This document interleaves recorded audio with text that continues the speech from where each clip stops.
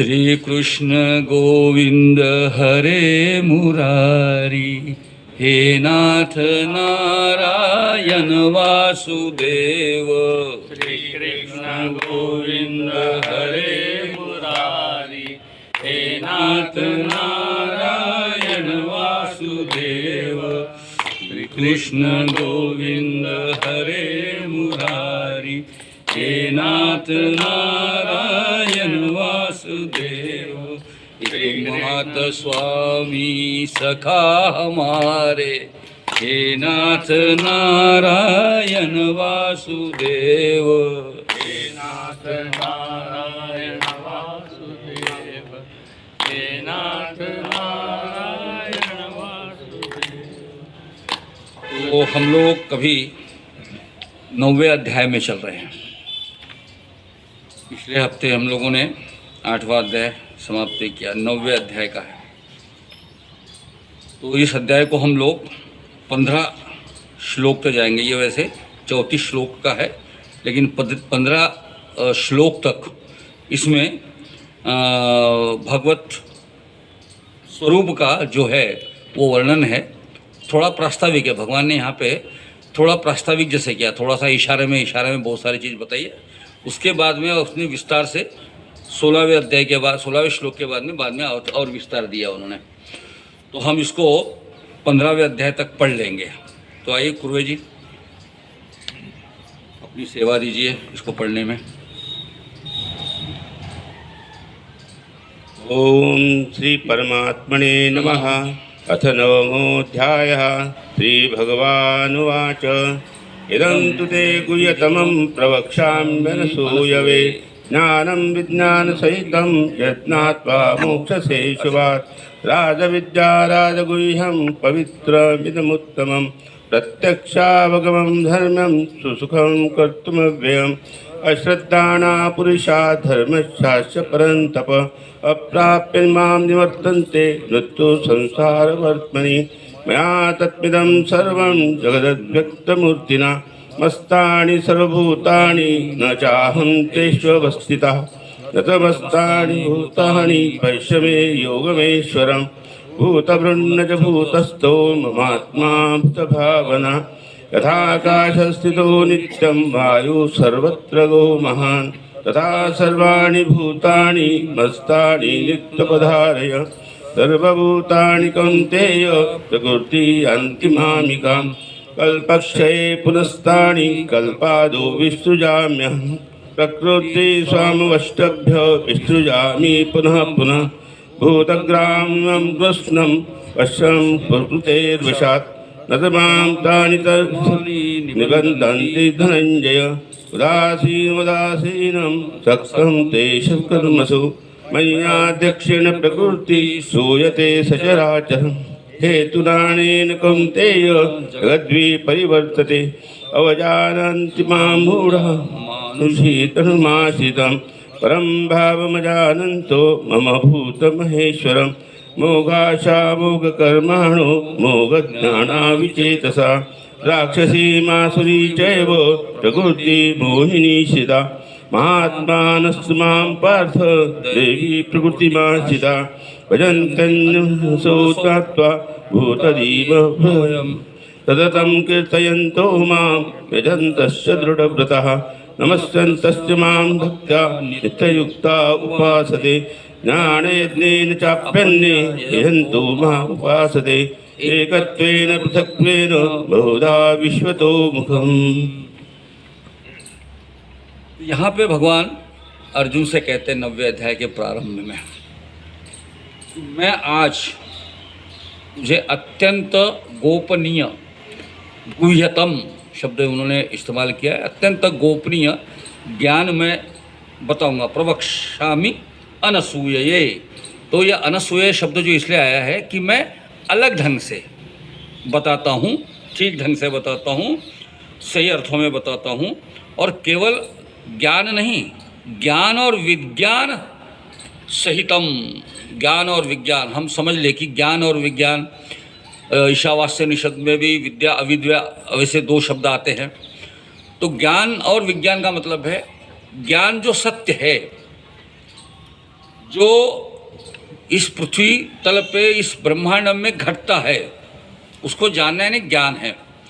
जैसे कहते हैं न्यूटन को वो सफरचंद गिरते हुए दिखा और उसे पता लग गया कि धरती पे गुरुत्वाकर्षण है, तो धरती का गुरुत्वाकर्षण ये सत्य है। अगर वो सफरचंद नहीं गिरता तब भी पृथ्वी का गुरुत्वाकर्षण रहता है, वो कहीं जाता नहीं है। सिर्फ इसको समझ में आया न्यूटन को कि पृथ्वी के ऊपर में गुरुत्वाकर्षण शक्ति है। तो गुरुत्वाकर्षण शक्ति का होना अपने आप में ज्ञान है। इसे मुझे पता लगना और मैंने उसका इस्तेमाल करना वो विज्ञान में आएगा। जैसे अपने को आगे भी एक आएगा, वो 3 वेद को जो है प्रमुखता से साथ में प्रश्रय दिया गया है। ये जैसे जो श्लोक है, ऋग्वेद है, सामवेद है, यज्ञ यजुर्वेद है, ये 3। जो अथर्ववेद है वो अथर्ववेद को 3 वेदों के अंदर से अलग माना जाता है, क्योंकि वो अप्लाइड फिजिक्स है, अप्लाइड साइंस है। उसके अंदर में हर वो चीज़ है जो इस ज्ञान का इस्तेमाल करते हुए इस जीवन में क्या क्या चीज़ें उत्पन्न हो सकती है, इसका ज्ञान अथर्ववेद में है। तो ज्ञान वो, विज्ञान वो, तो विज्ञान जो है वो उसका एप्लीकेशन है। तो इस तरीके से हम लोग समझ ले कि पहले अध्याय में ज्ञान और विज्ञान से, और यहाँ पे भगवान कहते हैं कि मैं तुझे क्यों बता रहा हूँ भाई। ऐसा है ना कि राह चलते चलते तो ज्ञान नहीं बता सकते, और वैसे भी वो डिग्री कॉलेज में या पीएचडी में जिसको पढ़ाया जाता है वो पीएचडी तक पहुंचता है, तब जाके उससे अनेक रहस्यों का उद्घाटन उनके गुरु लोग करते हैं। जो पीएचडी को पढ़ाने वाला शिक्षक होगा वह किसी 4वीं 5वीं में पढ़ने वाले विद्यार्थियों को वो ज्ञान नहीं बता सकता जो पीएचडी वाले को बताएगा। उसको तो वो वही बताएगा जो उसको समझ में आएगा। तो पहले समझ में आने के लायक सारी चीज़ें भगवान अर्जुन से कह रहे हैं। कर्म योग कह रहे हैं, कर्म योगी कह रहे हैं, बुद्धि योग कह रहे हैं, ज्ञान योगी कह रहे हैं। धीरे धीरे कर्म का पूरा ज्ञान देने के बाद में भक्त के रूप में वो जब निश्चित हो जाता है, और उसके साथ पहले 7वें अध्याय में हल्का हल्का सा अपना परिचय देते कि मैं क्या हूँ, ये सृष्टि क्या है, मैं कैसे बनाता हूँ, वगैरह वगैरह। और यहाँ बताते कि अब तुझे मैं बताता हूँ क्योंकि तू अभी पूर्णतः इस स्थिति में आ गया है कि ये ज्ञान को सहन कर सकेगा, समझ सकेगा, इसका बोध हो सकेगा। इसलिए ये पहला श्लोक है, इदम तूते गुह्यतम प्रवक्ष्यामि अनसूये ज्ञान विज्ञान सेतुम यद ज्ञाता मोक्ष से अशुभात। ये मोक्ष से अशुभात मतलब ये अशुभ जो है, तो अशुभ क्या है, ये अशुभ जो है वो ये दुख रूप संसार जो है ये अशुभ है। इसे मैं तुमको अभी बताऊंगा इसका क्या मतलब है। यानी इतने गहराई के साथ में अभी कृष्ण भगवान जो समझ लेते हैं कि अभी जो है अर्जुन जो है इस स्थिति में आ गया है, इसलिए बताता हूँ। और कौन था, अब देखिए ये दूसरा श्लोक जो है, राज विद्या राजगुह्यम पवित्रम इदम उत्तमम प्रत्यक्ष अवगमम धर्मम सुसुखम कर्तुम अव्ययम। इसका अर्थ क्या है कि इसमें ये ज्ञान का जो गोपनीय ज्ञान है उसका कैरेक्टरिस्टिक बताया, कैरेक्टरिस्टिक है, 8 लक्षण बताया उसके। ये राज विद्या है, सारे विद्याओं का राजा है ये। उसके बाद गोपनीयता का भी राजा है। ऐसा नहीं कि गोपनीय विद्या का जैसा है वैसे विद्या का तो राजा ही है, लेकिन गोपनीय तत्व का भी राजा है। पवित्रम उत्तमम प्रत्यक्षावगम, जो प्रत्यक्ष फल देता है वो समझ में आता है, ये ज्ञान ऐसा है जो प्रत्यक्ष फल देता है। धर्मम, और जो कर्तुम अव्ययम जो शब्द है वो कर्तुम सुसुगम के साथ में लगा हुआ है। मतलब अव्ययम संस्कृत की खासियत यही है, संस्कृत की विशेषता ऐसी है कि कौनता शब्द कब किसके साथ और कैसा एकत्रित होगा ये केवल संस्कृत में हो सकता है। कभी कभी तो मेरे मन में रहता है कि अगर मैं सांसद हो जाता तो एक संसद में एक विधेयक निश्चित रूप से लाता हूँ, सारे झगड़े खत्म हो जाते सर। अगर इस देश की भाषा, झंझट क्या है कि उत्तर के लोग कहते हैं कि हिंदी भाषा हमारी राष्ट्रभाषा हो, साउथ के लोग कहते हैं कि हमारे ऊपर में हिंदी को थोपा जाता है।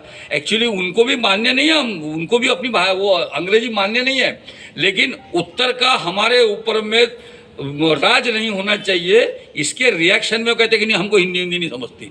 लेकिन मैं बताता हूँ, अगर ये भाषा संस्कृत को अगर हमारे पूरे देश में अगर एक्सेप्ट कर लिया जाए कि पूरी क्या कहते हैं उसको, विज्ञान की भाषा हो या राजकाज की भाषा हो, अपने आप क्या कर लिया अपन ने, अलग अलग जगह मातृभाषा बता दी और व्यापक रूप से हिंदी को राष्ट्रभाषा कह दिया और ऑफिशियल लैंग्वेज अंग्रेजी कर डाली, समझे कि नहीं।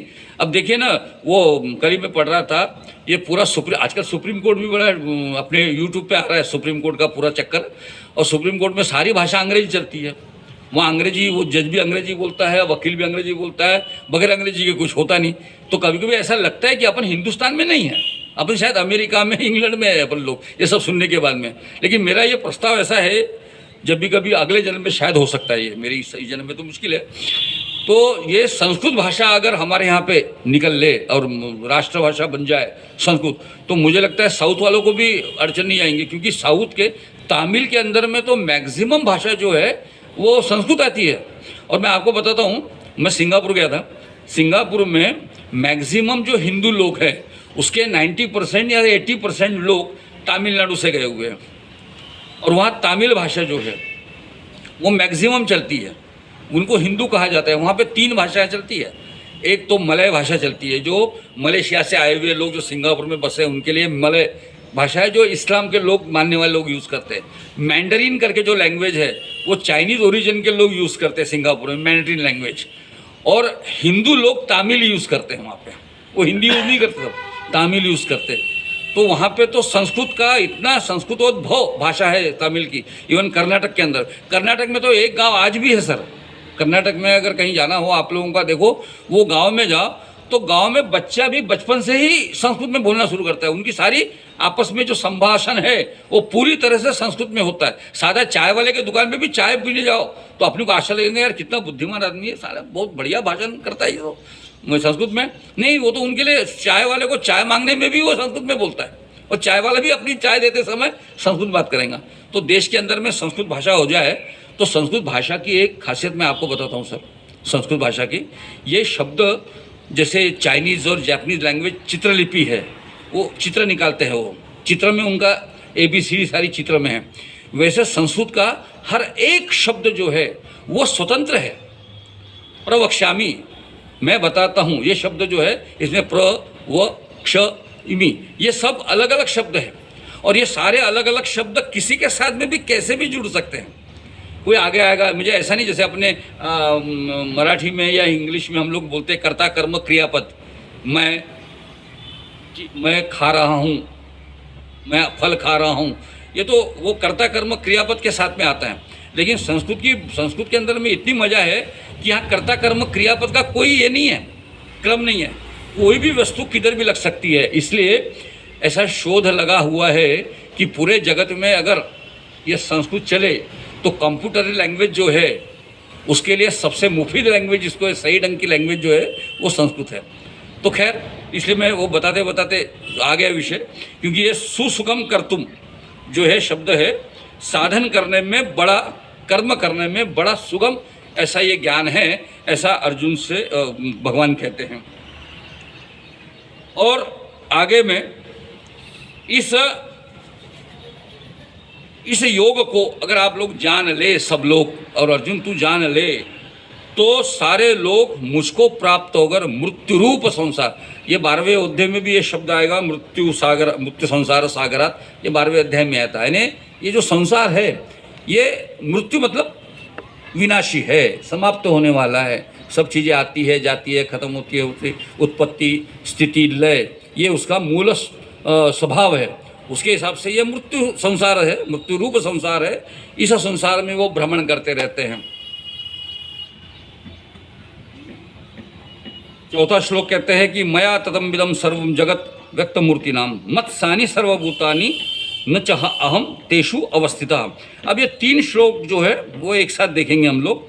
न च मस्तानि भूतानि पश्यमे योगे ऐश्वरम भूत भ्रूणस्य भूतस्थो ममात्मा भूत भावना यथा आकाशितो नित्यम वायु सर्वत्र गो महान तथा सर्वाणि भूतानि मत्सानि इति उपधारयः। तो इसके अंदर में ये 3 श्लोक के अंदर में एक श्लोक आ रहा है, एक शब्द जो आ रहा है वो तीनों में कॉमन है। वो कॉमन कौन सा है? मस्तानी सर्वभूतानी न च मस्तानी भूतानी। और आखिरी में भी आता है भूतानी मस्तानी इति उपधारय। तो ये मत्स्तानी जो है ये शब्द तीनों में कायम है। इसका क्या है कि यहाँ पे इस 3 श्लोकों के अंदर में भगवान गोपनीय ज्ञान बताते हैं और बड़ा मज़ेदार है। आप भी सोचो, सोचने में मज़ा आता है इसमें कि क्या चीज़ लिखी है इसमें। कहते हैं भगवान कि ये संसार जो है बर्फ़ के समान दृश्य दिखता है। अब बर्फ़ दृश्य स्वरूप में आता है, पाए जो है ये जगत में बर्फ़ का भी बड़ा सुंदर दृष्टांत दिया है भगवान ने। बर्फ़ क्यों कहा? तो बर्फ़ कहने से ये स्थिति आती है कि जगत जलमय है, जगत पूरा जलमय है। ये जगत मतलब केवल पृथ्वी नहीं, पृथ्वी की यहाँ से इस आकाश से ऊपर तक अगर हम पूरे ब्रह्मांड तक जाएंगे तो पूरा जगत जो है वो जल व्याप्त है, जल योग से युक्त है।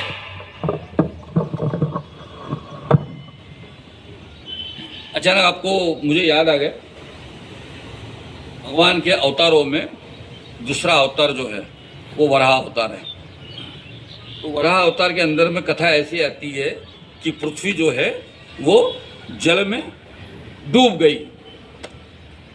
तो मैं बचपन में पढ़ता था, मेरी माँ को भी मैंने सवाल पूछा था, जब माँ कह रही थी माँ ये पृथ्वी जल में कैसे डूबेगी?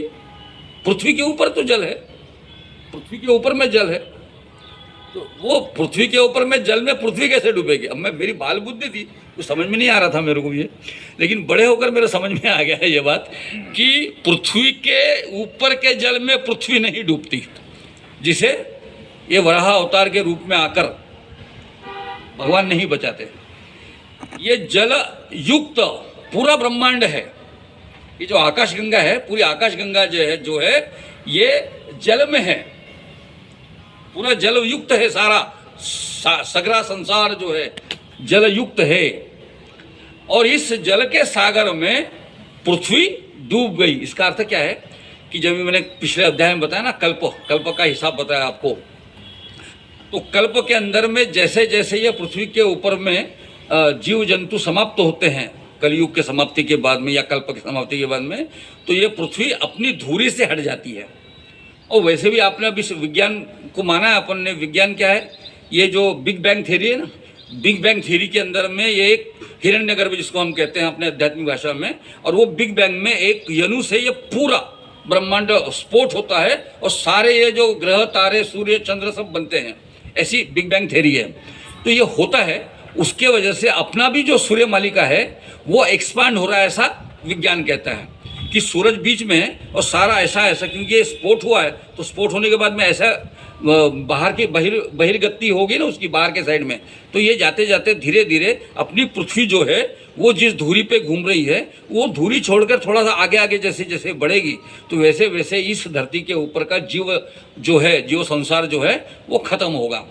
तो ये जो बताया गया है कि ऐसे कल्प के साथ में ये सारा जो खत्म होता है, तो ये जल के अंदर में यह पृथ्वी खत्म हो जाती है। तो ऐसी जो पृथ्वी अपनी धुरी से हट गई है, तो उसे फिर धुरी पे लाना है, ऐसी जगह पे लाना है, चाहे पृथ्वी हो या जो कोई और ग्रह हो सकता है आगे आने वाले काल में किसी और ग्रह पे, इस ग्रह का संसार खत्म हो जाएगा, किसी और ग्रह पे हम लोग जाएंगे। मैंने पिछले बार बताया था, उस ग्रह पे क्लोरीन वायु से अगर जीने वाले जी होंगे तो क्लोरीन वायु से जी लेंगे, अभी ऑक्सीजन से जी रहे हैं अपन लोग। तो ऐसा जब होता है उस समय भगवान रूप लेते हैं वराह अवतार का और अपने मुंह के सिंग के ऊपर में पृथ्वी को ले जाके स्थिर करते हैं। मतलब कहाँ? जहाँ पे जीवन यहाँ पे प्राप्त हो सके, ऐसे धुरी पे लाकर पृथ्वी को स्थित कर सकते हैं। तो ये पूरा जो जगत है वो ऐसा जलपूर्ण है। और जल का स्वरूप जो है वो कैसे होता है कि ये पूरे जगत में तो जिसको हम लोग ईथर कहते हैं, साइंटिफिक भाषा में हम लोग ईथर कहते हैं, वो पूरा जल है।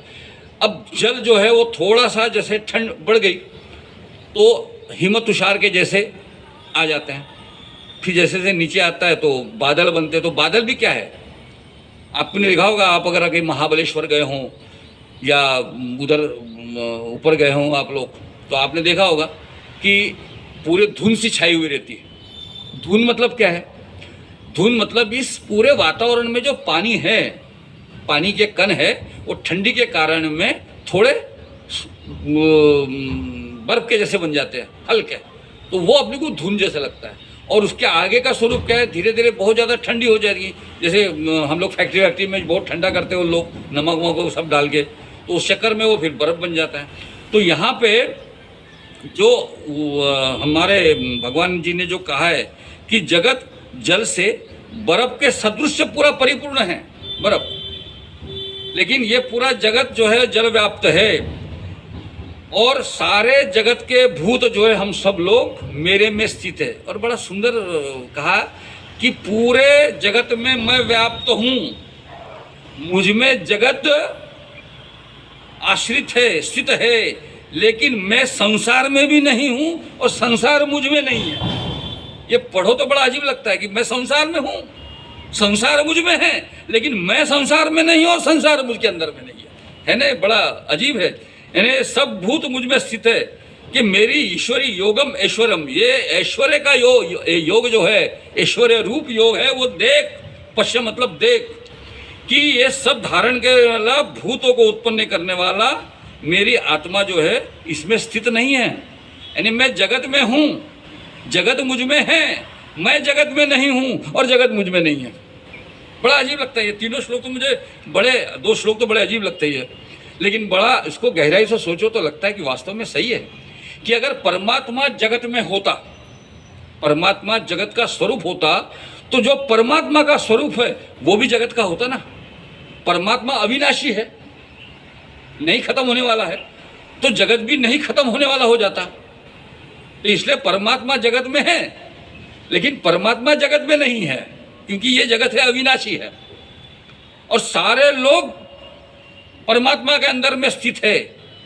तो परमात्मा के अंदर में अगर जगत स्थित होता तो आप और हम तो मरते ही नहीं, क्योंकि हम तो परमात्मा स्वरूप है, इसलिए हम उसके अंदर में है, आश्रित है, उसके स्थित है, लेकिन हम वो नहीं है जो वो है, और वो नहीं है जो है वो दिखता है, और वो जो दिखता है भी वो भी नहीं है ना?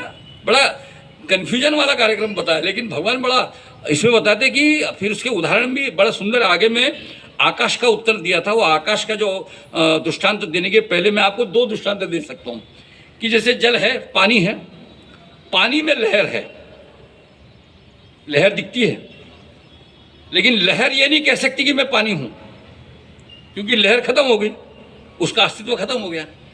तो इस बात को ये कह नहीं सकती कि मैं कायम स्वरूप में पानी हूँ, तो लहर तो खत्म हो गई, लेकिन लहर है, बगैर लहर के पानी भी नहीं है। लहर वो हवा के साथ में आती है, रूप बदलती है पानी का और लहर का रूप लेती है, लेकिन लहर पानी नहीं है और पानी लहर नहीं है। ये एक दृष्टांत हो सकता है। दूसरा ऐसा है कि मिट्टी का घड़ा, मैं ये उदाहरण इसलिए दे रहा हूँ, अपनी तरफ से दे रहा हूँ आपको। जैसे मिट्टी है, अब मिट्टी में बर्तन बने हैं, अब मिट्टी बर्तन में स्थित है, बर्तन टूटा, बर्तन मिट्टी बन गया, लेकिन वो मिट्टी के देखकर हम ये नहीं कह सकते कि ये बर्तन है। मिट्टी को देखकर हम ये कह नहीं सकते कि वो बर्तन है, क्योंकि बर्तन तो टूट गया है। और बर्तन की जो मिट्टी है, मिट्टी भी ये कह नहीं सकती, बर्तन टूटने के बाद में मिट्टी है, लेकिन मिट्टी भी ये नहीं कह सकती कि मैं बर्तन हूँ, बर्तन तो टूट गया। तो जैसे ये दोनों एक दूसरे के अंदर में हैं, लेकिन दोनों अलग अलग है, उनका स्वरूप है। सोना गहना बनता है, समझे कि नहीं? गहना अलग है, लेकिन सोना अलग है। लेकिन सोने से गहना बनता है, तो गहने में भी सोना है, लेकिन वो पूरी तरीके से वो गहना अलग रूप लेकर हुआ है करके अपन लोग वो चौकट का गहना नहीं बोल सकते, जो अपनी वो बोली जाती है उसकी, वो नहीं है। तो इसी तरीके से परमात्मा कहते हैं कि मैं सब में हूँ, सब मुझ में है, मैं सब में नहीं हूँ और कोई मुझ में नहीं है। तो इसी तरह से, और वो कहते हैं फिर आगे का श्लोक जो है, यथाकाश स्थितो नित्यम वायु सर्वत्र गो महान तथा सर्वाणी भूतानि मस्तानि इति उपधारेय। जैसे आकाश में वायु जो है वो सदा स्थित है, वैसे ही मेरे संकल्पों से उत्पन्न होने से संपूर्ण भूत मुझ में स्थित है, ऐसा जान। अब ये बड़ा अजीब शब्द है, मेरे संकल्प से। तो इसको हम लोग समझ ले, अपन कर्मयोग समझते पढ़ते समय अपन ने अपने संचित कर्म और प्रारब्ध कर्म ये हम लोग को पढ़ा। तो हमारे जो सारे कर्म है वह कर्म अपना अपना फल लेके चल रहे हैं, और ये फल जो है वो प्रारब्ध के रूप में जब परिपक्व हो जाते हैं तब प्रारब्ध के रूप में वो धरती पे उतरते हैं, अलग अलग स्वरूप ले रहे हैं। तो ये संकल्प कहाँ से पैदा होता है? भगवान तो अविनाशी है। कहते हैं, पिछले अध्याय में मैंने बताया था कि कल्प में सारा जगत जो है भगवान में ब्रह्मलोक तक सब, आप में से कल परसों जो लोग नहीं थे उनके लिए भी मैं थोड़ा पीछे जाऊंगा। कल्प तक जो है ये ब्रह्मलोक है। पिछले अध्याय में वो श्लोक आता है, आ ब्रह्म भुवन लोका पुनरावर्तिनो अर्जुन माम उपे तो तू कौनते है पुनर्जन्म न विद्यते। ब्रह्म भुवन तक ये जो लोक है ये सब परिवर्तन के अंदर में है, लेकिन मैं उससे ऊपर हूँ। मेरा वैकुंठ लोक जो है ये ब्रह्मलोक से ऊपर है, जहाँ पे परिवर्तन नहीं है, जहाँ पे मुक्ति है।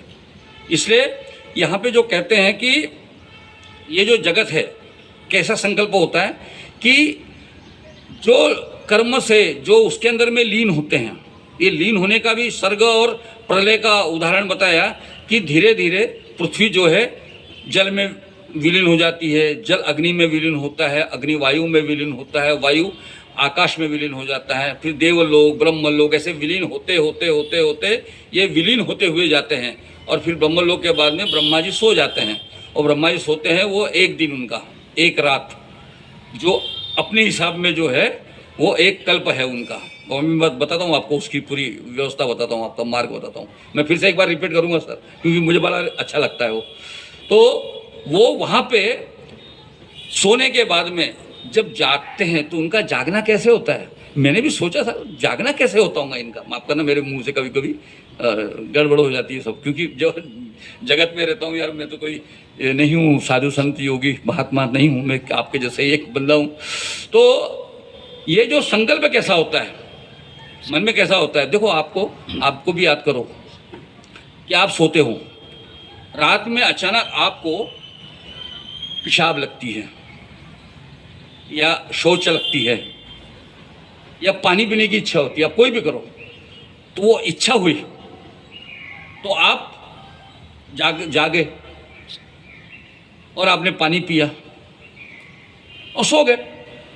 तो आपकी ये जो क्रिया है, या आपको लगता है कि परमात्मा के संकल्प की जैसी क्रिया है, क्योंकि सारे जगत के प्राणियों का विलीन हो जाने के बाद में प्रलय में जब ये वहाँ के सारे लोगों के जीव जंतुओं के कर्मों के संचित फल जब परिपक्व हो जाते हैं तो वो आपको इशारा करते, जैसे आपको प्यास लगती है, आपको पेशाब लगती है, वैसे आपके अंदर का वो जो क्रिया है वो आपको भेड़ता है, वो तंग करता है आपको, और आपको उठने के लिए प्रेरित करता है। तो ये संकल्प जो कई लोगों के जो संचित कर्म हैं जो परिपक्व हो गए, वो परमात्मा को शायद उद्युक्त करते हैं कि भाई उठ जाओ, परिपक्व हो गया हूँ मैं, अब उठ जाओ। और परमात्मा जागते हैं और वो खेल करते हैं, जगत का अलग अलग सृष्टि का निर्माण करते हैं। लेकिन जैसे आप ऐसी संवेदना आपके अंदर में निर्माण हो, आप उठ जाए, प्यास लगी, आप उठे, सो गए, तो आप ये सारा पानी पीने का कर्म करने के बाद में उस पानी पीने के कर्म में कितने देर तक आप इन्वॉल्व रहते हैं? आप बताइए, कितने देर तक आप इन्वॉल्व नहीं रहते उसके अंदर में? शौच हो गया, गए, वापस आ गए, फिर लिहाफ ओढ़ लिया, दो सो गए। तो परमात्मा का कहना यह है कि ये सारे जगत को मैं निर्माण करता हूँ, लेकिन मैं उसके साथ इन्वॉल्व नहीं हूँ। जैसे पानी पीने के बाद आप उसमें इन्वॉल्व नहीं रहते, वो विषय तुम्हारे हाथ से छूट गया, खत्म हो गया वो विषय, फिर अपनी जगह पे आके बैठ गया भगवान। वो याद नहीं कर रहे कि मैंने कितना अच्छा पानी पिया, पानी कितना स्वादिष्ट था। ना ना ना ना ना ना, आप करते हैं ना, परमात्मा करता है। वो खत्म कर दिया, अपना विषय खत्म कर दिया, जगत को बना लिया। भैया जगत तू देख ले, अभी मेरे इशारे से सब तो जगत निर्माण हो गया, लेकिन मैं उसके अंदर में नहीं हूँ। इसी तरीके से मैंने कहा, मेरे संकल्प से उत्पन्न होने से संपूर्ण भूत मुझ में स्थित है ऐसा जान। मैंने डेवलप किया है, मेरे अंदर से ये समझ ले। लेकिन ये सारे कल्पों के अंदर संकल्प है, संकल्प है आपको। अपने पाश्चात्य संस्कृति में टाइम का जो परिमाण है वो केवल सेकंड, मिनट, घंटा और एक तास जो बोलते तासी का वो, उसके बाद में दिन, माह, ईयर्स, वर्ष, खत्म। लेकिन अपने भारतीय जनमानस में, भारतीय व्यवस्था के अंदर में, भारतीय ज्ञान के अंदर में, भारतीय अवचेतना के अंदर में जो टाइम का है परिमाण वो इतना बड़ा है कि सूक्ष्म से लेकर विशाल ब्रह्मा तक जाता है अपना। जो अपन लोगों ने मैंने आपको बताया था ना, अपन वो संकल्प का मंत्र बोलते हैं तो अपने आप को वहाँ तक जोड़ते हैं, तो टाइम भी कैसा जोड़ता है मैं आपको बताता हूँ सर। सबसे छोटा यूनिट जो होता है ना अमला जी, वो है परमाणु का सूक्ष्मतम। आप भी विज्ञान के विद्यार्थी उस मैं बता सकता हूँ। सबसे सूक्ष्मतम जो है वो है परमाणु। तो दो परमाणुओं का एक अणु बनता है, दो परमाणुओं का एक अणु बनता है, और वो एक अणु के बाद त्रिश्रेणी अणु बनता है, 3 अणु। और कोई भी जगत का दृश्य स्वरूप जो आता है वो 3 के यूनिट के बाद ही आता है। सत्व रजतम 3 ही, ब्रह्मा विष्णु महेश, गॉड में भी जनरेशन ऑपरेशन डिस्ट्रक्शन 3, ये 3 के यूनिट के साथ में जगत का दृश्यपूर्ण अवस्था जो है वो प्रतिष्ठापित होती है 3 यूनिट के साथ में। तो ये 3 त्रिश्रेणी जो बनते हैं, उस त्रिश्रेणी के अंदर में सूरज की किरणों का प्रवेश होता है। वो छोटे से देखो कितना सूक्ष्मतम, और भागवत में इसका भागवत में ये सब लिखा हुआ। अब भागवत कथा वाले इस चीज़ को विज्ञान के साथ नहीं जाते। मेरा हमेशा भागवत कथा वाचकों के साथ में मेरा विरोध इसलिए है कि वो भक्ति के मार्ग में बहुत ले जाते हैं।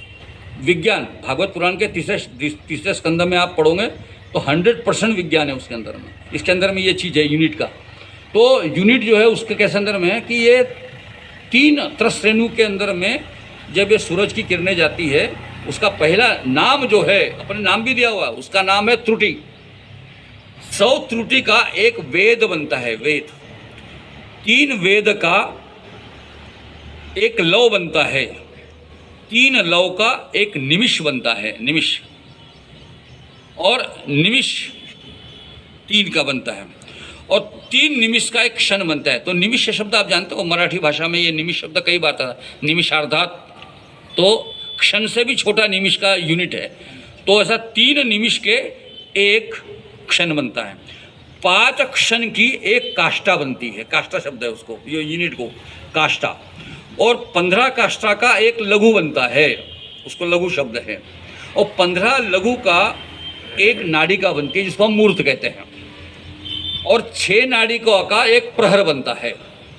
अब आप अंदाज़ा लगा लो कि अपन शादियों में जो मूर्त बनाते हैं ना, वो कितने घंटे का रहता है, वो आधे घंटे का रहता है, क्योंकि 6 नाड़ी का 6 मुहूर्त का एक प्रहर बनता है।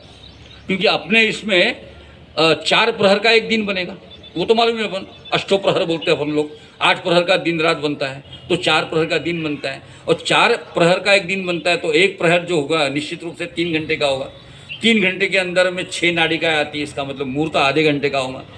और आधे घंटे का मुहूर्त रहता है। अपनी शादियों में तो मुहूर्त रख लेते हैं आप लोग, लेकिन पूरा मुहूर्त का बाजा बजा देते हैं अपन लोग।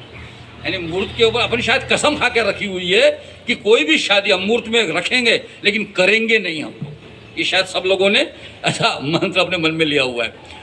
कोई ध्यान नहीं देता, मैं तो देता हूँ। मैं आधे घंटे के बाद निकल के घर को आ जाता हूँ, क्योंकि मेरा कहना है तू अपने जीवन के पहले, मैं अपने जीवन के इस महत्वपूर्ण पड़ाव में अगर तू समय का ध्यान नहीं रख सका तो अपने आगे के जीवन में क्या रखेगा भाई ध्यान। तो खैर छोड़ो, अपना विषय नहीं है। अब लोगों की आदतों को कहाँ कहाँ सुधारोगे आप। थोड़े बहुत तो लोग वहाँ भागवत कथा में जाते हैं, तो थोड़े बहुत लोग यहाँ हम बैठते हैं, कितने लोगों को सुधारेंगे। तो खैर छोड़ो। तो ये मुहूर्त जो है वो आधे घंटे का, यानी 6 नाड़िका का 6 मुहूर्त का एक प्रहर बनता है। 8 प्रहर का दिन और रात बनते हैं। और एक दिन जो होता है उसके 15 दिन का एक पक्ष बोलते हैं हम लोग। 15 दिन का एक पक्ष बनता है। 2 पक्षों का एक मास बनता है। इसके बाद में भी ऋतुओं का विषय है कि हर 3 साल में 3 महीने के बाद ऋतु आएंगे, लेकिन हम लोग ऋतु को छोड़ दें। एक 6 महीने का अयन बनता है। क्योंकि अपने इसमें दक्षिणायन और उत्तरायण का विषय है, तो 6 माह का एक अयन बनता है और दूसरे 6 माह का दूसरा अयन जो है दक्षिणायन और उत्तरायण, ऐसे 2 अयन का एक वर्ष बनता है। अब ये 2 वर्षों का एक वर्ष जो है, एक वर्ष के अंदर में बने आगे हम लोग, तो एक वर्ष के अंदर में जो दक्षिणायन उत्तरायण है, इसके अंदर में भगवान का एक दिन होता है। एक वर्ष हमारा भगवान का एक दिन, तो भगवान के उस दिन में उत्तरायण को भगवान का दिन माना जाता है और दक्षिणायन को भगवान की रात मानी जाती है, दक्षिणायन को। इसलिए भीष्म ने अपने आप को उत्तरायण में मरने का जो निर्णय किया था, उसको इच्छा मरण का अधिकार था, वरदान था, तो उसने जो निर्णय लिया था उसका कारण भी है कि वो देवलोक का आदमी था, वो व्यक्ति नहीं था, मुझे उसके लिए वो पुनर्जन्म नहीं था। भगवान कहते हैं कि मुझ जैसे ये सब कर्मजन्य लोग जो पैदा होते हैं चराचर सृष्टि के अंदर में, लेकिन जो अवतार लेते हैं वो भगवत इच्छा के कारण लेते हैं। भगवान ने जब कृष्ण का अवतार लिया था तो उसके साथ गोप गोपिका जो आई थी, वो कहते हैं कि वो देवलोक के पार्षद जो भगवान के इस जन्म को पूर्ण करने के लिए, उसकी लीलाओं को पूर्ण करने के लिए उसके साथ भूमि पर अवतरण हुए थे। वो कर्मजन्य उनका जन्म नहीं था, कर्मजन्य जन्म नहीं था, वो भगवत इच्छा के कारण हुआ था। तो वैसे भी भीष्म जो है वो वसु थे। वसु मालूम है ना आपको, 8 वसु होते हैं, 11 रुद्र होते हैं, 12 आदित्य होते हैं, 1 इंद्र होता है, 1 वरुण होता है, ऐसे मिलके 33 करोड़ कोटि देव अपने हैं। तो उसमें से ये वसु थे जिनको श्राप था भूतल पे आने का। और आपको तो बाद में महाभारत की कथा मालूम है कि वो गंगा जी जो है छोड़ के चली गई शंतनु के पास में और खुद निवृत्त हो गई। वो खैर आप लोग कथा में नहीं जाएंगे, लेकिन मैं ये बता रहा हूँ कि ये आजान लोक का देव होने की वजह से इसको मरने के समय मालूम था कि अगर मैं दक्षिणायन में मरूंगा तो वहाँ पे भगवान का दरवाज़ा तो बंद हो जाएगा, नींद में रहेंगे, तो मुझे वहाँ पे प्रतीक्षा करनी पड़ेगी दरवाज़ा खुलने की दिन के अंदर में करके। विष्णु ने तय किया था कि वहाँ दरवाजे के ऊपर में रात में पड़े रहने के, जैसे नचिकेता वो उसमें है ना, अपने एक उपनिषद में कथा आती है, यम नचिकेता की कथा आती है कि यम निकल गया था, नचिकेता को 3 दिन तक के यम के दरवाजे पे अपने प्रश्नों के उत्तर के लिए बैठना पड़ा था। और जब यम आए, यमराज जी आए, तो उन्होंने पूछा नचिकेता को कि भैया तू क्या है, तो मेरे प्रश्न है। बोले तू कब से बैठा? मैं 3 दिन से आपकी प्रतीक्षा में बैठा हूँ। तब यमराज ने उसको 3 वर दिए थे, तू 3 दिन तक क्या बैठा रहा, मैं तेरे को 3 वर देता हूँ, तू मुझे मान। वो उपनिषद की कथा है। तो यहाँ पे भीष्म जो है इस तरीके से रुकते हैं और कहते हैं कि यहाँ तो भगवान के साथ में हूँ, खुद उनको जानते हैं ना, भगवान को, कृष्ण को जानते हैं कि वो भगवत स्वरूप है। तो कहते हैं कि मैं यहाँ इतना आनंद से रहता हूँ, मैं वहाँ का दरवाजे में बंद रहूँ करके वहाँ वो रुके हुए रहते हैं। तो ऐसा ये कल्प का, और ये देव जो है, एक वर्ष जो है वो भगवान का एक दिन होता है। और भगवान का मतलब आदमी के 365 वर्ष, 365 दिन जो होते हैं एक साल, उनके 365 वर्ष। तो उसी तरीके से आदमी के ऐसे ये, इसके साथ में फिर जिसको कहते हैं हम लोग कलयुग, सतयुग, त्रेतायुग, द्वापर युग, इनका 43,20,000 का मामला मानवीय वर्ष का, और 43,20,000 साल ये ब्रह्मा के एक दिन में 1000 बार होते हैं। आगे के श्लोक में है, सर्वभूतानि कौन्तेय प्रकृति यान्ति मामिकाम कल्पक्षय पुनस्तानि कल्पादो विसृजाम्यहम्। मतलब कल्प के साथ है। तो कल्प क्या होता है? ऐसे 43,20,000 मानवीय वर्ष गुनीले 1000, इसका ब्रह्मा का एक दिन होता है। और वो एक दिन में उसको कल्प कहते हैं। जिस कल्प के बाद फिर उतने ही दिन के लिए ब्रह्मा जी सो जाते हैं, क्योंकि दूसरा तो रात है उनकी, और उसके बाद फिर उठते हैं और फिर वो एक को हम बहुत श्याम, मैं एक से ज़्यादा हो जाए, मैंने बोला ना, वो संचित कर्म का परिपक्व हुआ फल उनको उद्युक्त करता है कि तू उड़ जा। और ऐसे 100 साल के बाद में, ब्रह्मा के 100 साल के बाद में ये सारे भगवान के अंदर में विलीन हो जाते हैं। आप सोचो, ये अपना जो काल है, मैंने आपको त्रुटि से बताया यूनिट कि छोटा सा यूनिट कितना है।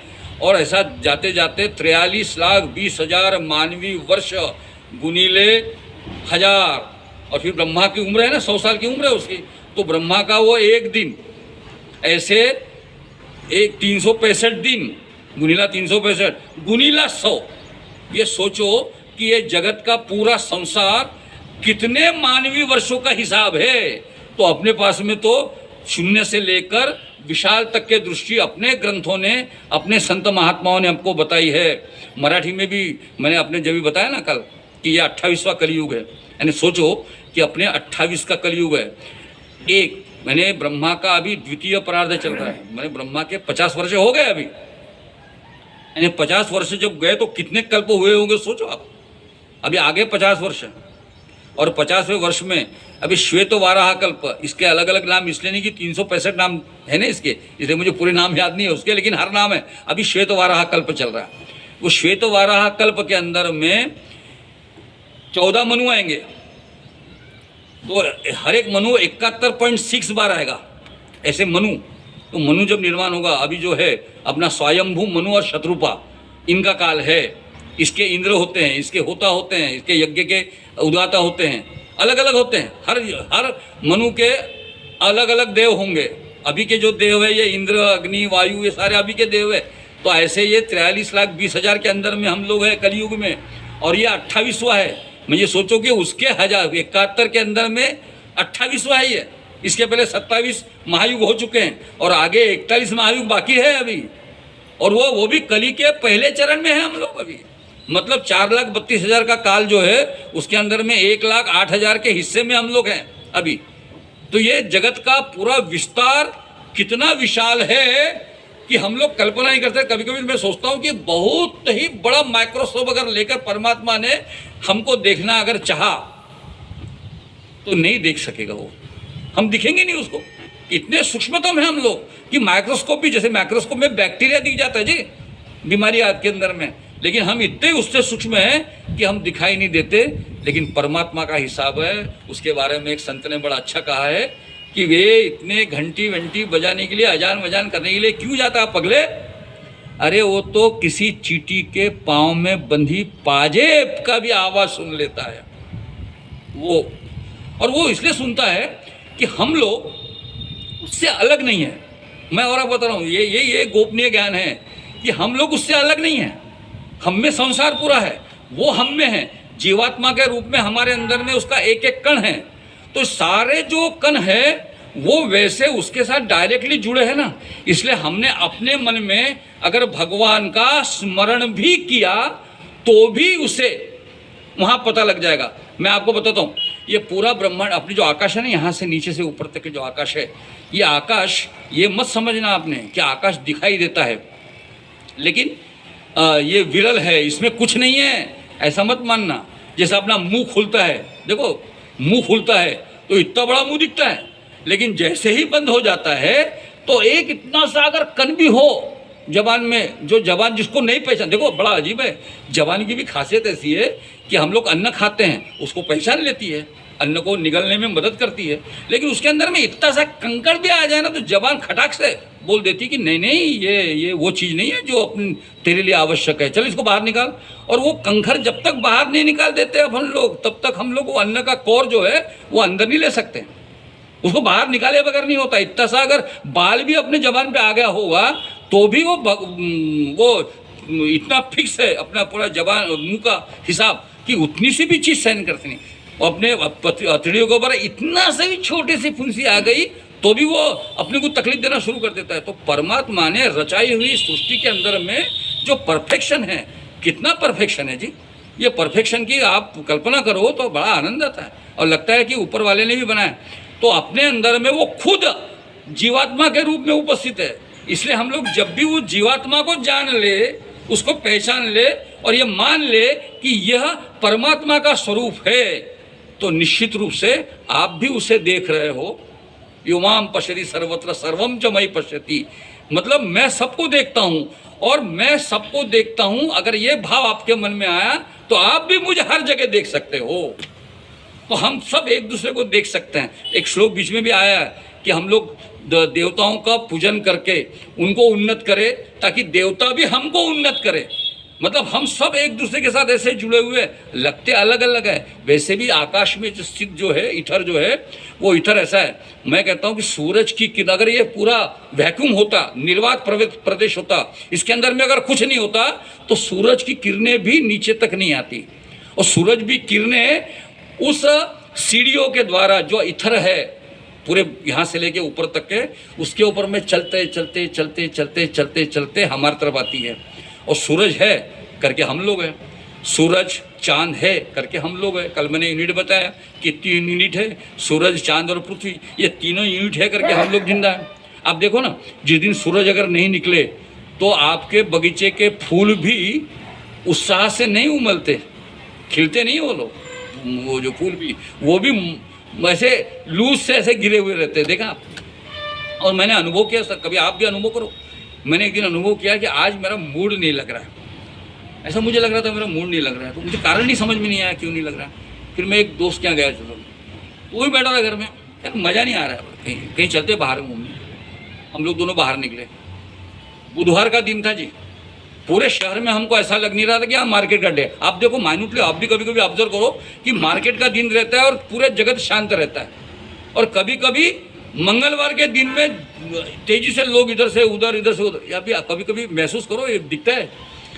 तो जो जगत में सूर्य जो है वह ऐसा सीढ़ी दर सीढ़ी चढ़ता हुआ यहाँ पे आता है, समझे कि नहीं। और आप अगर, एक ने बड़ा अच्छा कहा था कि अगर आप अपने अंदर का सामर्थ्य विकसित करो तो आप भी अपने एक सांस से सूरज को हटा सकते हो। कल्पना बड़ी अजीब लगती है, लेकिन कवि की कल्पना है, संत महात्मा की कल्पना है। एक तुकाराम महाराज का यह वचन है कि तुम यहाँ से सूरज को भी हिला सकते हो, लेकिन वो शक्ति तुम्हारे अंदर में पैदा है। तुम्हारे अंदर शक्ति है, अपने अंदर में शक्ति है। कल मैंने बताया कि अपने अंदर में सप्त चक्र जो है, मूलाधार, स्वादिष्ठान, मणिपुर, अनहत, विशुद्ध, आज्ञा, सहस्त्र, 7 चक्र है। तो कुंडलिनी अभी भी हम, आप और हम सब लोग जो आम लोग हैं ना, उसके अंदर में भी कुंडलिनी है ना, लेकिन वो मूलाधार के अंदर में पड़ी हुई है। आपने प्रयत्न नहीं किया तो जीवन पर्यंत तो पड़ी रहेगी वो।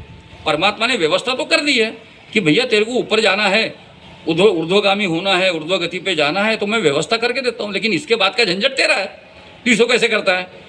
तो जैसे जैसे वो मूलाधार के अंदर में पड़ी हुई जो कुंडलिनी है, वो हमको वहीं अपने जीवन के संसार के चक्र के अंदर में फंसी हुई रखती है। हम लोगों का उन्नयन नहीं होता, हम लोग बढ़ते नहीं उसके। लेकिन वही योग करो तो धीरे से वो हिलती है। मेरे यम नियम आसन प्राणायाम प्रत्याहारी बहिरंग साधन के साथ में कुंडलिनी में मूवमेंट शुरू हो जाती है।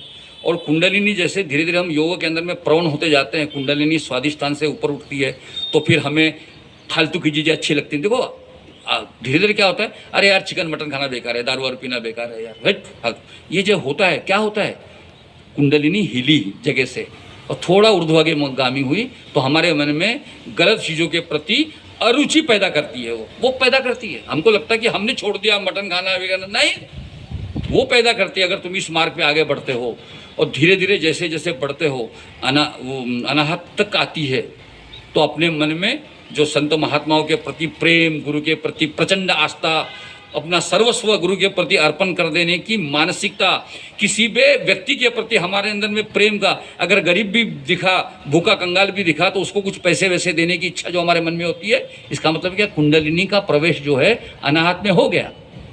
वहाँ से प्रेम का प्रेम प्रस्फुटित होता है आपके जीवन में, सबके प्रति प्रेम का लगता है।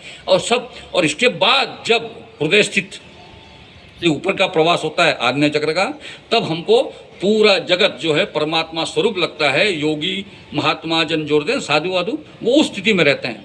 तो अपने अंदर में व्यवस्था है, इसीलिए वो कहते हैं, भगवान कहते हैं कि इसी तरीके से ये पूरे कल्प में मैं इसके पैदा करता हूँ, लेकिन मैं उसके अंदर में नहीं रहता हूँ। तो इसी तरीके से हम लोग समझ लें कि पूरा कल्प के अंदर में ये पूरा जगत निर्माण होता है। कैसे निर्माण होता है मैंने आपको बताया, संकल्प के साथ निर्माण होता है, और कल्प के अंदर में फिर से वो विलीन हो जाता है। और मैं बार बार, मुझे बड़ा सुंदर शब्द है, प्रकृति में स्वाम वष्टभ्य पुष्पजामी, ये विश्व सृजानी का मतलब बड़ा अच्छा है। सृजन को शब्द है, सृजन का शब्द है निर्माण करना, लेकिन विसृजामी कहकर भगवान कहते हैं क्या कहते हैं कि मैं विभिन्न प्रकार के प्राणी निर्माण करता हूँ, केवल एक नहीं तो सारे आदमी पैदा हो जाए, सारे में हाथी पैदा हो जाए, सारे घोड़े पैदा हो जाए, तो जगत कैसा रहेगा जी? जगत का आनंद है कि रंग जो अलग अलग रंग के फूल भी दिखते हैं ना, बड़ा अजीब लगता है। ऊपर वाले की करामत देखो कि कैसे सोच के वो बनाता होगा जी। गुलाब का फूल में गुलाब रंग दे दिया, जस के फूल के अंदर में उन्होंने लाल रंग दे दिया, उसको भी अलग अलग रंग दे दिया। अच्छा, आदमी भी बहुत कलाकारी करता है। आदमी का भी भगवान होने का जो मन रहता है ना, मैंने एक शेर बताया था ना कि ना जिंदगी में बस इसका नाम मौत पे असर इसका, फिर भी एक कब खुदा होने से डरता है। आदमी के अंदर में परमात्मा होने की जो इच्छा है, ये इच्छा भी परमात्मा ने डाल के रखी है भाई। हाँ, वो 7वें अध्याय में श्लोक गुरुजी ने बताया ना, भूमि आपो अनल वायु खम मनो बुद्धि रे, अहंकार इति में अहंकार डाल के रखा है, परमात्मा का स्वरूप है। तो उसी तरीके से ये जो है परमात्मा जो है बड़ा अजीब खेल करता है, हम भी इसका खेल करते हैं। लेकिन ये जो है फिर से बारंबार जन्म लेते हैं। हाँ, 10 मिनट बाकी है, तो इसीलिए ये सबके साथ रचता हूँ। और मैंने आपको उदाहरण बताया ना, उसका श्लोक यहाँ पे है कि नच माम तानि कर्माणि निबंधति धनंजय उदासीनवत आसीनम असक्तम तेषु कर्मसु। उदासीनवत मतलब अर्जुन, मैं कर्मों से आसक्ति रहकर और उदासीन रहकर, जैसे मैंने आपको बोला ना, उदासीन रहकर, जैसे आप रात में पानी पीने उठे, उसके साथ उदासीन है, आप लोग पानी पे सो गए, पानी के साथ आप आसक्त नहीं हैं, खटिया पे बैठे बैठे नहीं सोचते कि मैंने कितना बढ़िया पानी पिया, नहीं, पानी में सो गए। ऐसा उदासीन वक्त रहता हूँ, इसलिए मुझे नहीं बांधते। और ये बता दिया कि कर्म तुम्हें बनते हैं क्योंकि तुम आसक्ति के साथ। और आगे में अध्यक्ष न प्रकृति सुएते चराचरम, तो मेरी अध्यक्षा में ये प्रकृति सारा भी बता दिया कौन करता है। मैं तो प्रकृति को निर्माण करता हूँ, और प्रकृति जो है, क्योंकि प्रकृति जड़त्व के साथ में है, आपको बता देता हूँ कि प्रकृति के अंदर में 3 गुण है, राजस तामस और सात्विक। 3 गुणों के साथ में प्रकृति चलती है। तो प्रकृति ये जड़त्व लेकर होने की वजह से, तामसी भाव भी इसके अंदर में, राजसी भाव के अंदर में, तो ये प्रकृति अपने अंदर में जड़त्व लेकर चलती है। तो वो इस सृष्टि को अपने जड़त्व के साथ में निर्माण करती है। और इस हेतु से, और उसके इस हेतु से, प्रकृति के हेतु से, मेरे नहीं, मैं तो ऊपर से उदासीन वक्त देखता हूँ सबको, कर्मों को मैं आज्ञा कर देता हूँ कि भैया प्रकृति तू निपट ले सब लोगों को, और वो करती है। और इससे संसार चक्र घूम रहा है। और ये जो श्लोक है, अवजानन्ति माम मूढ़ा मानुषी तनुम आश्रितम परम भावम जानन्तो मम भूतम महेश्वरम, ये जो श्लोक है 11वां, ये कहते हैं कि मेरे परम भाव को नहीं जानते हुए, ये किसके लिए मालूम है क्या? ये अर्जुन के लिए नहीं है, ये दुर्योधन और वो कौरवों के पास में जो लोग हैं उनके बारे में कहा है कि मेरे इस परम भाव को मैंने तेरे को तो बता रहा हूँ, तू जान रहा है क्योंकि तू अभी मेरे बताए हुए रास्ते पे चल रहा है, बुद्धि योग कर्म योग के साथ में चल रहा है, अभी तू तेरी धारणा पक्की होगी। लेकिन जो मेरे परम भाव को नहीं जानते मूढ़ लोग, ये मेरे को भी शरीर धारण किया हुआ मनुष्य मात्र मानते हैं, वो मेरे को मनुष्य मात्र मानते हैं। वो अर्जुन नहीं गया कौरवों के सभा में, कृष्ण के ऊपर मारने दौड़ गया था, 5 गाँव भी नहीं दूंगा, तू कौन क्या बता रहा है तू, ऐसा बोल के दौड़ा ना। और शिशुपाल ने भी गाली देना शुरू कर दिया, तो सुदर्शन चक्र खड़ा। ये लोग जो है मूढ़ लोग हैं, जो मेरे परम भाव को नहीं जानने वाले, मुझे बहुत तुच्छ मानते हैं, मुझे ईश्वरीय शरीर को धारण किया हुआ मैं ऐसा मानते हैं, और साधारण मनुष्य मान्य करते हैं। और इसी वजह से ये इनकी आशा कर्म ये सब व्यर्थ है। इनके वजह से इनके मन में 3 शब्द है, राक्षसीम आसुरीम चैव प्रकृति मोहिनी शिता। इसके मतलब क्या है कि ऐसे अज्ञानी जन जो है वो राक्षसी, आसुरी और मोहिनी प्रकृति को धारण करते हैं। 3 शब्द है। तो आसुरी जो प्रकृति है, अज्ञानी जन, वो कहाँ है? वो कर्म प्रधान है, वासना प्रधान है, मुझे कामना प्रधान है। आसुरी शक्ति जो है वो कामना प्रधान है। जितने कामनाओं के साथ में हम जाते हैं, वो हमारे गंदे कामना की वजह से हमारे मन में आसुरी शक्ति का प्रभाव निर्माण करते हैं। कामना की वजह से आसुरी शक्ति का प्रभाव निर्माण करते हैं। लेकिन राक्षसी कौन है? मेरी कामनाओं को अगर पूर्ण किसी की वजह से नहीं हो पा रही, उसके प्रति मेरे मन में जो क्रोध निर्माण होता है, तो क्रोध प्रवण जो प्रवृत्ति है वो राक्षसी मारने का, किसी को ख़त्म कर देने की इच्छा होती, ये सब राक्षसी प्रवृत्ति कर्म होती। और मोहिनी मतलब क्या है, बच्चे जैसे होते हैं, बच्चे के जैसा आदमी भी रहता है, हाथ में डंडा लिए हुए चलता है, सुबह सुबह घूमने जाने वाले लोग देखो आप घाट में, और बीच में कोई ऐसा कुत्ता सोया रहेगा, कुत्ते को हट हट हट हट, बेमतलब कोई कारण नहीं है कर देते हैं। तो ऐसे मोह, जिसको है मोह प्रधान जो है, जो शक्तियाँ है, वह ऐसी मोहिनी वृत्ति निर्माण करती है। ये सारे मेरे पृथ्वी प्रकृति के साथ जुड़ते हैं। लेकिन अभी आगे 2 श्लोक जो है ना, वो बड़ा सुंदर है। वो कहते हैं कि जो लोग मुझे जानते हैं वो सदैव मेरा आश्रय करते हुए क्या करते हैं, तो यहाँ भक्ति की एक विधा बताई है परमात्मा ने। अब यहाँ तो भक्ति का मार्ग है ना, भगवान तो ये 7वें अध्याय से 12वें अध्याय तक पूरा भगवान का भक्ति का स्वरूप बता रहा है। तो यहाँ पे वो भगवान कहते हैं कि जो लोग मुझे जानते हैं वो क्या करते हैं, वो मेरा नित्य भजन करते हैं। भजनंतम मनसो ज्ञाता भूतादि अवयम, ये भूत को अवयम जानने के बाद मुझ परमात्मा के प्रति मैं दैवी प्रकृति का हूँ, ऐसे आश्रित जो महात्मा जन हैं वो मुझे निरंतर भजते हैं। और भजन का भी प्रकार बता दिया उन्होंने आगे जाकर, आगे का श्लोक जो है वो भजन का भी प्रकार बता दिया। सतम कीर्तयन्तो माम यतदंश दृढ़वता नमस्तस्यन्त मां भक्त्या नित्य युक्ता उपासते। तो ये भजन करने वाले लोग जो है मेरे गुणों का, अब कीर्तन को भी जानते हो, कीर्तन मतलब क्या, नाम संकीर्तन, सदैव नाम लेते रहना। नाम लेते लेते इतनी आदत कर लेना कि मैं गाड़ी चला रहा हूँ तो मेरे अंदर में नाम आता है। बहुत लोग रहते हैं ऐसे कि अपना जो नाम है वो अपने भगवान का नाम, अपने गुरु का नाम हो, भगवान का नाम हो, किसी का भी नाम हो, गाड़ी चलाते चलाते भी आपके मन में उन्होंने दिया हुआ मंत्र अब जपते रहने की आदत रहती है। तो सततम कीर्तन तो माम, ऐसे दृढ़ व्यक्ति सतत कीर्तन करते हैं, ये भी बता दिया। और आगे ये बता दिया दूसरे तरीके के जो भक्त लोग हैं। अब भगवान केवल भक्ति के मार्ग वालों को प्रेम नहीं करता, वो तो कहता है ना पिछले अध्याय में कि जो ज्ञान युक्त लोग रहते हैं वो भी भक्त लोग मुझे अच्छे लगते हैं, ज्ञानी। तो आगे के जो 2 श्लोक, एक श्लोक जो है उसके अंदर में 2 प्रकार के भक्तों का है। ज्ञान यज्ञेन च अपि अन्य यजंतो माम उपासते एकत्वेन पृथक्त्वेन बहुधा विश्वतोमुखम। मेरा ये विश्व मुख है जो है, चारों तरफ देखने वाला जो मेरा मुख है, उसको देखते हुए उसको जानने वाले ज्ञान योगी मुझे निर्गुण निराकार ब्रह्म के रूप में जानते हैं। निर्गुण निराकार रूप में जो ज्ञानी लोग वो जानते हैं और मुझ में एकत्व का भाव रखते हैं। एकत्व का भाव मतलब ये परमात्मा और मैं, हम सब एक है। मेरे अंदर में भी जो आत्म तत्व है वो और परमात्मा तत्व जो है वो एक ही, ऐसा एकत्वेन भाव से मानने वाले साधक लोग और पृथकत्वेन मानने वाले, मतलब देखो अद्वैतवाद को भी मान्य किया भगवान ने और द्वैतवाद को भी मान्य किया। एकत्वेन भी मानते हैं और मुझे अलग मानकर भी, अपने को अलग मानते हैं और मुझे अलग मानते हैं, लेकिन मुझे मानते तो हैं, जानते हैं। ऐसे जानने वाले और मुझे अलग मानने वाले मेरा सदैव मेरे भाव से, पृथक भाव से, एकत्व भाव से मेरा पूजन अनन्य भाव से करते हैं। वो भक्त मुझे बड़े अच्छे लगते हैं। यहाँ तक हम लोगों ने ये विषय समझ लिया है। आगे भगवान अपनी सारी विभूतियों का दर्शन कराना शुरू कर देते हैं। निर्गुण निराकार उपासना का ये भाग है। 6 अध्याय जो है निर्गुण निराकार के हैं। बाद में जो आएंगे वो ज्ञान के आएंगे, सगुण निर्गुण निराकार के आएंगे। ये सगुण साकार का विषय है अपने यहाँ पे। और आगे हम चलेंगे अगले सत्र में और तब हम लोग जानेंगे कि उनकी अलग अलग विभूतियाँ कैसे होती है। हरि ओम। बुधवार शाम को रहेगा 8 बजे।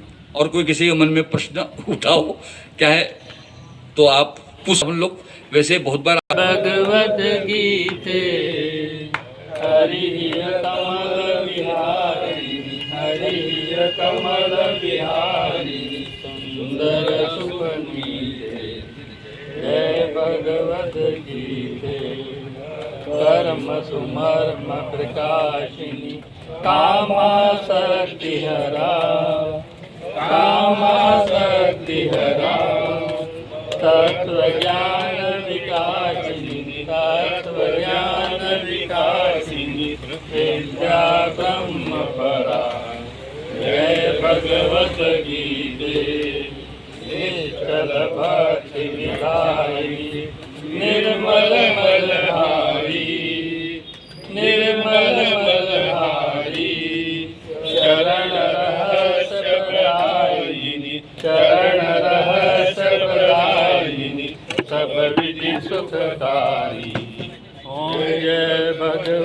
गीते राग देश विदारिणी कामोद सदा कारिणी मोद सदा भव भयहारिणी तारिणी भव भयहारिणी तारिणी परमानंद प्रदा जय भगवत गीते आतुर भाव विनाशिनी नाशिनी तम रजनी नाशिनी तम रजनी दैवी सद्गुणदायिनी दैवी सद्गुणदायिनी हरि रसिका सजनी जय भगवत गीते समता त्याग सिखावनी हरिमुख की वाणी हरिमुख की वाणी सकल शास्त्र की स्वामिनी सकल शास्त्र की स्वामिनी श्रुतियों की रानी जय भगवत गीते दया सुधा बरसावनी मातु कृपा कीजिए मातु कृपा कीजिए हरिपद प्रेम दान कर हरिपद प्रेम दान कर अपनो कर लीजिए जय भगवत गीते जय भगवत गीते जय भगवत गीते हरि कमल विहारिणी हरि कमल विहारिणी सुंदर सुमनी के जय भगवत गीते बोलो कृष्ण भगवान की जय कपूर गौरम करमाला कुरतालकाय कपाल मालांकित शेखराय दिगंबराय च दिगंबराय नमः शिवाय च नमः शिवाय ओम तमेव बंधु सखा तमेव विद्या द्रविणं तमेव बंधु